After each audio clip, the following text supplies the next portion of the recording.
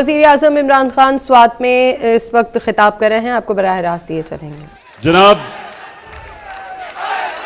महमूद खान वज़ीर आला पख्तूनख्वा, मुराद सईद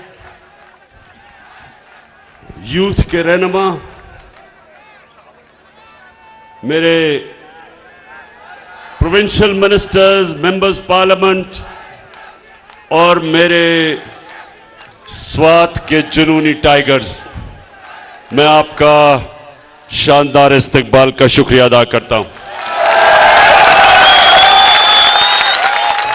सबसे पहले बल्दियाती इलेक्शन आ रहा है, मैं जो भी लोग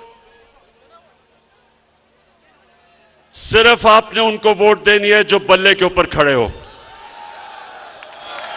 और जो हमारे तहरीक इंसाफ के नौजवान बल्ले के खिलाफ खड़े हुए हैं, मेरी आपसे दरखास्त है कि आपको बैठ जाना चाहिए, क्योंकि हमने ये इलेक्शन जीतना है। अच्छा, मैं मेरे स्वात के नौजवान और मेरे पाकिस्तानियों, आज मेरे लिए बहुत खुशी का दिन है। आज मैंने खास अल्लाह का सुबह उठ के शुक्र अदा किया। क्या वजह है स्वात के लोगों में क्यों इतना खुश हूं? क्योंकि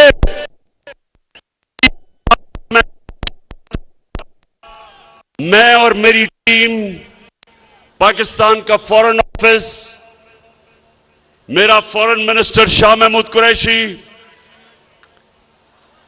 हमारा यूनाइटेड नेशंस में एम्बेसडर मुनीर अकरम, 3 साल से हम कोशिश कर रहे थे कि इस्लामोफोबिया के खिलाफ यूनाइटेड नेशंस में रेजोल्यूशन पास करें। अब नौजवानों, इस्लामोफोबिया क्या है? क्या चीज है ये मैं आपको समझाता हूं।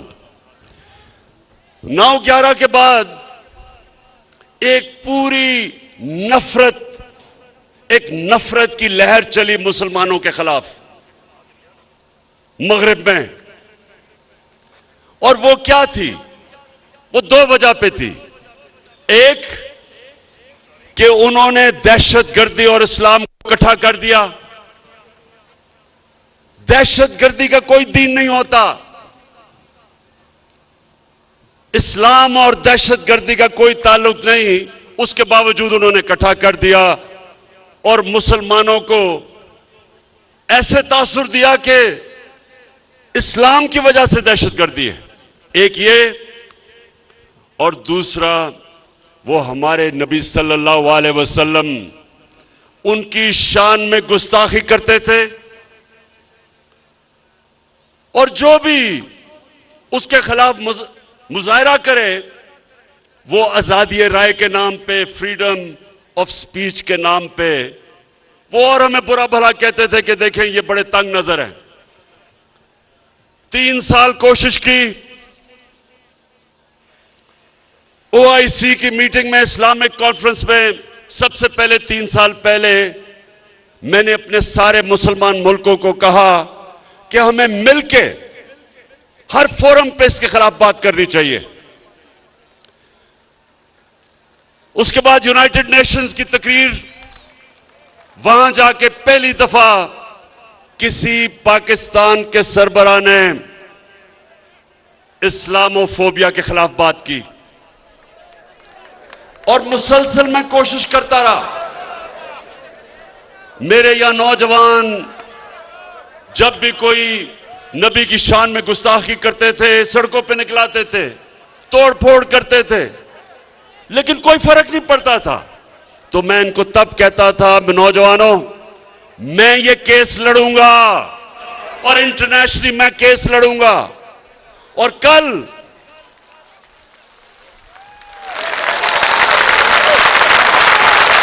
और अल्लाह का करम है कि कल ये फैसला हुआ यूनाइटेड नेशंस की रेजोल्यूशन हुई, 57 मुसलमान मुल्कों ने मिलकर पेश की पाकिस्तान की रेजोल्यूशन इस्लामोफोबिया के खिलाफ।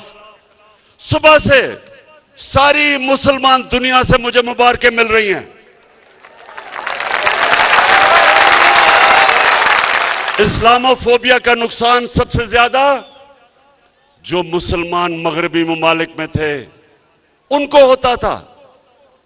आदमी दाढ़ी वाला निकलता था, उसको बुरा भला कहते थे। औरत, मुसलमान औरत हिजाब करती थी, उसको सड़क पे गालियां निकालते थे, कोई पूछने वाला नहीं था। और आज सबसे ज्यादा जो खुश हैं वो बैरून मुल्क पाकिस्तानी हैं, बैरून मुल्क मुसलमान हैं।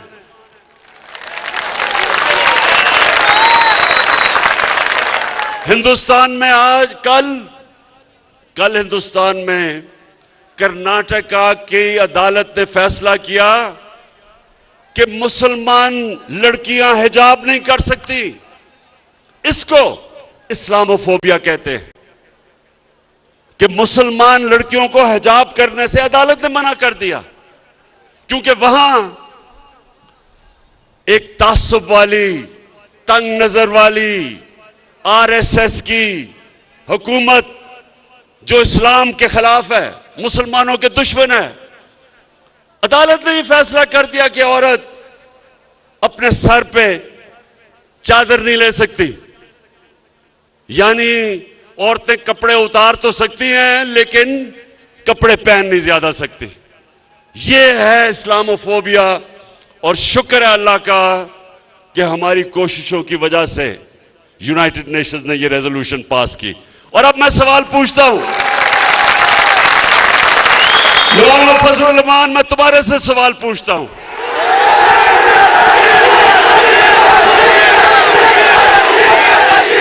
गलती हो गई, सॉरी, मौलाना नहीं फजलुर रहमान, क्योंकि मौलाना आलमे दीन की मैं इज्जत करता हूं। तो मैं फजलुर रहमान से पूछता हूं कि 30 साल से हर हुकूमत में आप शामिल हुए हैं, दीन के नाम पर सियासत करते हैं। मैं आपसे पूछता हूं कि कभी आपने किसी मगरबी रहनुमा के मुंह से एक लफ्ज भी निकाला इस्लामोफोबिया के खिलाफ, बल्कि किसी से बात भी की? जब हमारे मदरसों के बच्चों को आप निकालते हैं इमरान खान के खिलाफ, तो उनको क्या कहते हैं कि ये यहूदी लॉबी है। तो शर्म आनी चाहिए कि जिसको यहूदी कहते थे उसने वो काम किया है जो आपने आज तक 30 साल में नहीं कर सके। पाकिस्तानियों, ये 1973 के बाद 1973 में पाकिस्तान की असेंबली ने फैसला किया था कि जो लोग हमारे नबी सल्लल्लाहु अलैहि वसल्लम को आखिरी पैगंबर नहीं मानते वो मुसलमान नहीं हैं। ये 1973 की असेंबली ने फैसला किया था। उन्होंने कहा था कि कायदियानी जो हमारे नबी सल्लल्लाहु अलैहि वसल्लम को आखिरी नबी नहीं मानते वो मुसलमान नहीं है, वो अक़लियत है। ये उसके बाद ये सबसे बड़ा काम हुआ है मुसलमान दुनिया के लिए कि आज यूनाइटेड नेशंस ने तस्लीम किया है कि इस्लामोफोबिया के खिलाफ दुनिया को आवाज बुलंद करनी चाहिए। और 15 मार्च हर साल इस्लामोफोबिया का दिन बना दिया गया है। और सवाल के लोगों, मैं पूछता हूं, इन पिछले 35 साल में जो 3-3 दफा वजीर आजम बने, मैं इनसे पूछता हूं कि कभी आपने यूनाइटेड नेशंस में इसके खिलाफ बात की? कभी आपने ओआईसी में बात की इस्लामोफोबिया के ऊपर?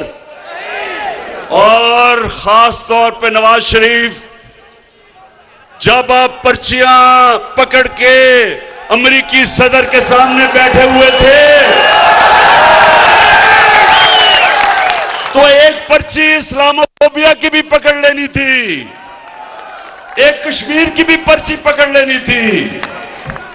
लेकिन जो गुलाम लोग होते हैं वो, उनके कोई अकीदा नहीं होता, बिलीफ सिस्टम नहीं होता, उनका सिर्फ इस तरह के लोगों का जिनका पैसा खुदा होता है, जो पैसे की पूजा करते हैं, उनकी कांपें टांगेंगी अमेरिकी सदर के सामने।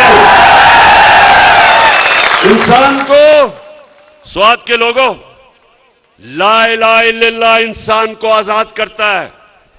जब आप ये फैसला करते हैं कि अल्लाह तेरे सिवा किसी के सामने नहीं झुकूंगा, आजाद हो जाता है इंसान।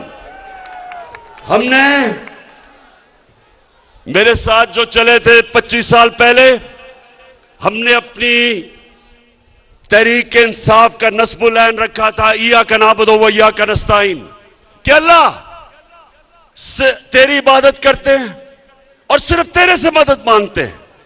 इसलिए इमरान खान अमेरिकी सदर हो या दुनिया का जो भी सदर हो, उसके सामने आंख में आंख डाल के बात करता है, झुकता नहीं है। क्योंकि अल्लाह के सिवा कोई खुदा नहीं है। नौजवानों, कोई खुदा नहीं है अल्लाह के सिवा। हमारे मुल्क में जब 2008 से लेके 2018 तक ये दो जमातों, पीपल्स पार्टी और नून लीग जब इक्तदार में थे, 400 ड्रोन हमले हुए पाकिस्तान पे, 400। हमारी औरतें बच्चे मरे, बेकसूर लोग मरे, हमारे लोगों के घर बर्बाद हो गए। अमेरिका की जंग में शिरकत करके स्वात के लोगों ने कितनी कुर्बानी दी, कितने लोगों ने नकल मकानी की, घर उजड़ गए लोगों के। तो क्या ये जो दो मुल्क के सरबराह थे, कभी इन्होंने अमेरिका को ये कहा कि एक तरफ हम तुम्हारी जंग में शिरकत कर रहे हैं, दूसरी तरफ हमारे ऊपर ही बमबारी कर रहे हैं? ये कभी दुनिया की तारीख में कभी किसी मुल्क पे ये गुजरी है? नहीं गुजरी। ये क्यों नहीं बोले? स्वात के नौजवानों, आप बाशऊर लोग हैं, सुने क्यों नहीं बोले? अगर इमरान खान के भी अरबों रुपए मुल्क से बाहर ऑफशोर अकाउंट्स में पड़े होते, मैंने यहां से चोरी करके, मैं भी बड़े बड़े महल्लात लंदन के अंदर मेरे होते, बच्चे मेरे महलों में रह रहे होते, बड़ी बड़ी गाड़ियां मैं चला रहा होता चोरी के पैसे से, तो मैं भी उनके सदर के सामने पर्चियां लेके बैठा होता।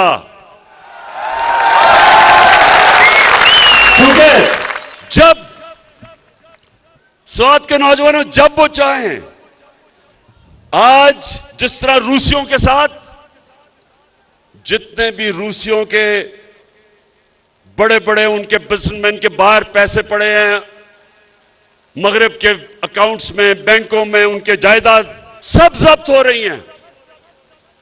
तो इनको भी पता है कि जिधर इनके पैसे पड़े हैं, इनके महलात हैं, जब चाहे वो इनको जब्त कर सकते हैं। इनके पैसे ने इनको गुलाम बनाया है, इनके चोरी के पैसे ने इनको झुका दिया उनके सामने। और इन्होंने इस कौम को, जो एक अजीम कौम है, इन्होंने हमें भी अपनी हरकतों से हमें दुनिया में जलील किया है। ये सुन लें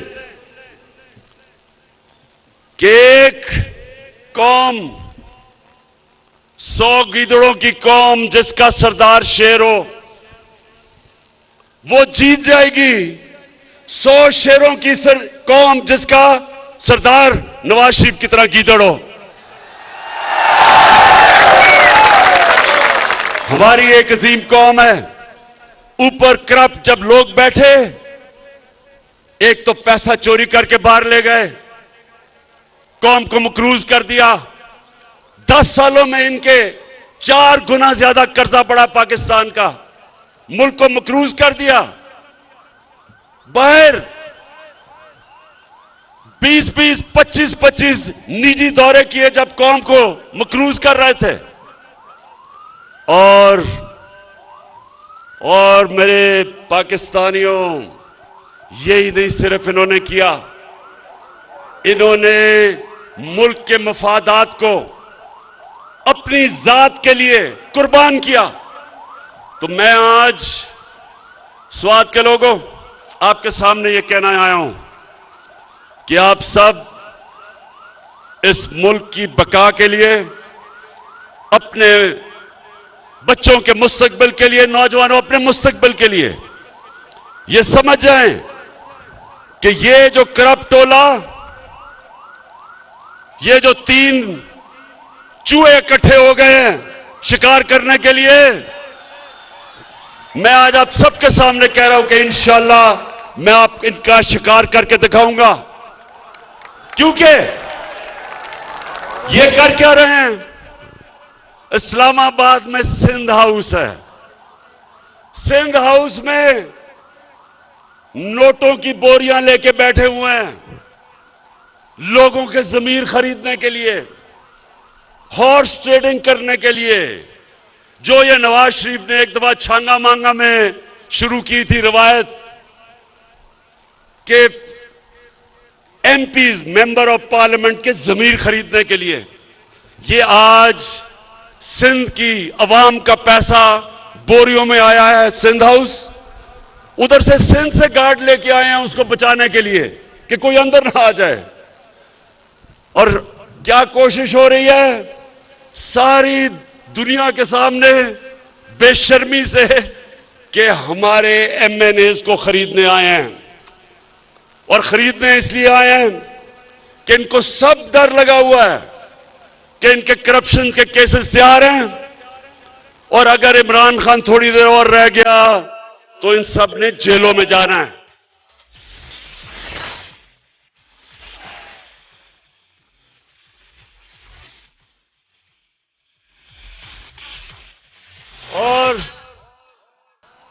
और इन्होंने फैसला किया सबने कि अगर ये कामयाब हो जाते हैं तो सबसे पहला काम इनका क्या होगा? नैब को खत्म करना, अपने करप्शन के केस खत्म करना। शर्म भी नहीं आती, खुल के कह रहे हैं कि हम आते साथ ही नैब खत्म करेंगे। तो इंशाअल्लाह ये जो आने वाले दिन हैं, ये पाकिस्तान की तारीख के फैसला कुन दिन है। इसमें फैसला होगा कि कैसा पाकिस्तान बनेगा।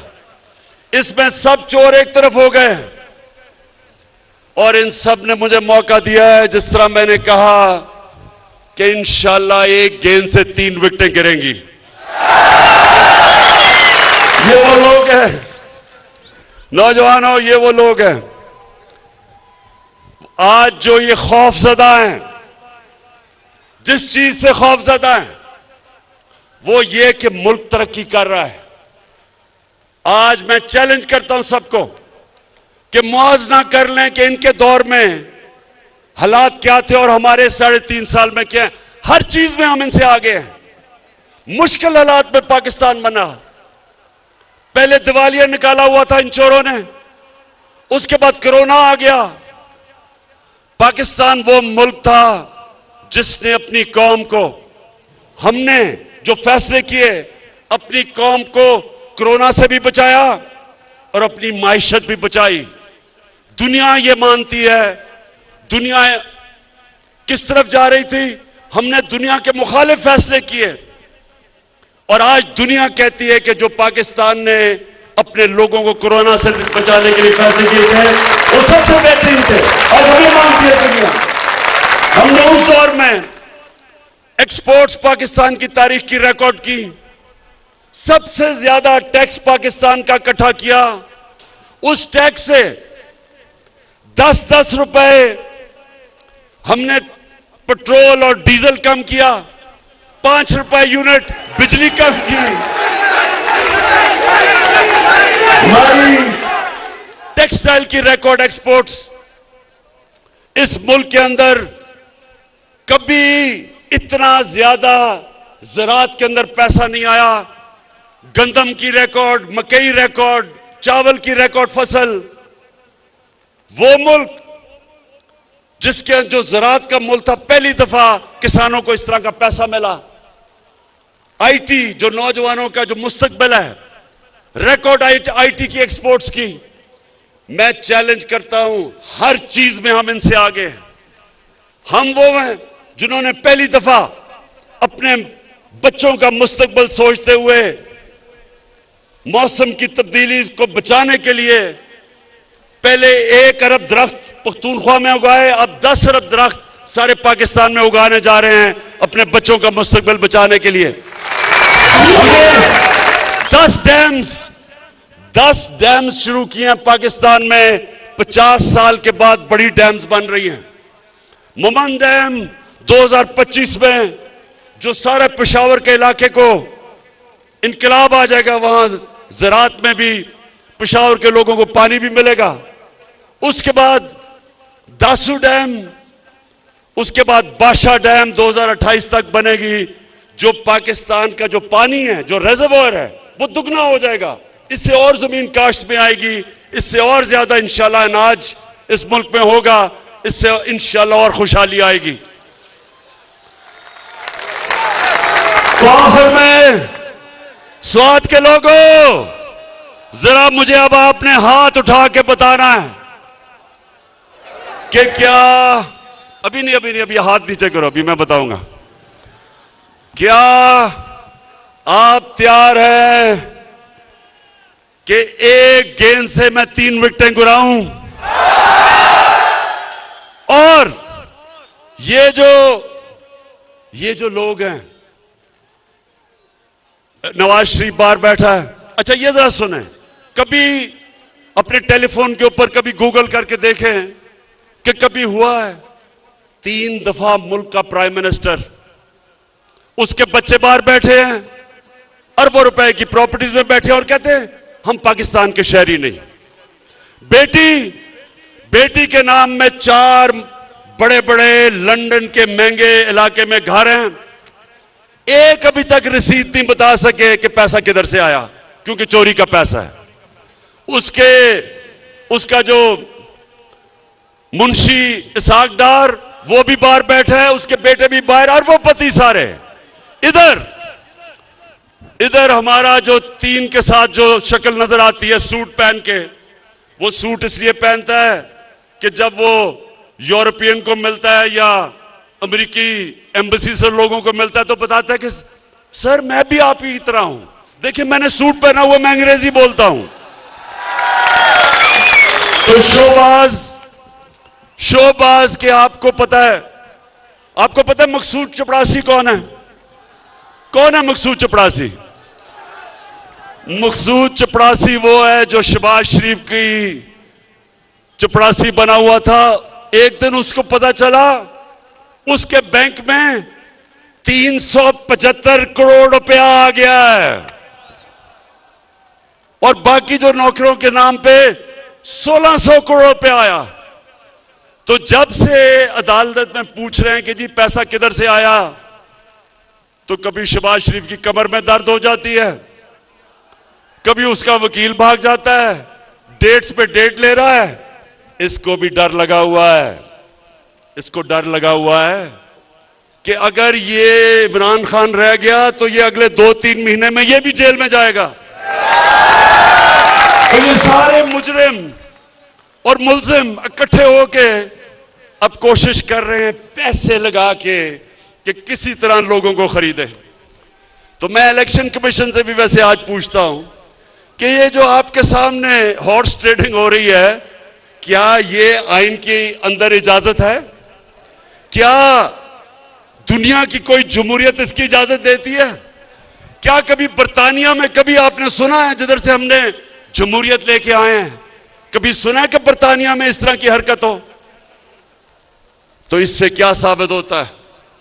और मैं आखिर में अपनी तकरीर खत्म करते हुए कुरान की वो आयत आपके सामने रखता हूं जिसमें अल्लाह मुसलमानों को हुक्म करता है अमर बिन मारूफ व नही अनिल मुनकर, कि तुम, और पूरी आयत है कि तुम सबसे अजीम कौम मैंने पैदा किया दुनिया की इमामत के लिए, क्योंकि तुम अच्छाई के साथ खड़े होते हो और बुराई के खिलाफ खड़े होते हो, अच्छाई के लिए जहाद करते हो और बुराई के खिलाफ जहाद करते हो। जो लोग ये तमाशा देखते हैं कि चोरी के पैसे से सियासतदानों को खरीदा जा रहा है, 20-20 करोड़ आपने उनके जमीर की कीमत लगा दी है, तो कौम के ऊपर लाजम हो जाता है कि कौम इसके खिलाफ खड़ी हो।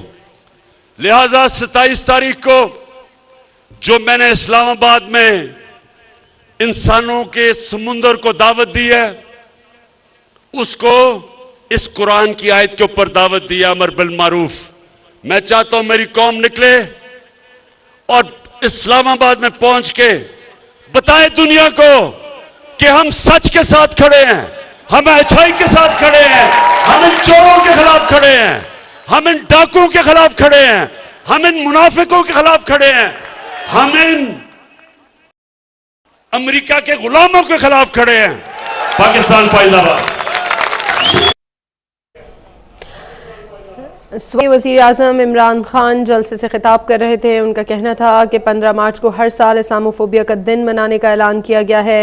उन्होंने कहा कि जो लोग पैसों की पूजा करते हैं उनकी अमरीकी सदर के सामने कांबे टाकती थी।